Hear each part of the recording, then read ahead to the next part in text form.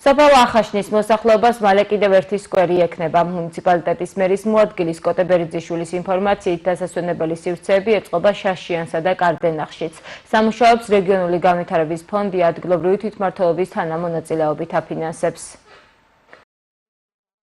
მიმდინარეობს სკვერებისა და დასასვენებელი სივრცეების მოწყობის სამუშაოები. ახაშენში ეწყობა რეგფონდების დახმარებით ეწყობა ახაშენში სკვერი ბავშვთა გასართობის სივრცის მოწყობა უკვე დასასრულს უახლოვდება, აგრეთვე დასრულებულია თითქმის სამუშაოები სოფელ შაშიანში სკვერის სატრინაჟორო სივრცის და მინიმოედნის მშენებლობის სამუშაოები, აგრეთვე სრულდება სოფელ კარდენახშიც მინიმოედნის სატრენაჟორო სივრცის და ბავშვთა გასართობის სივრცის მოწყობის სამუშაოები.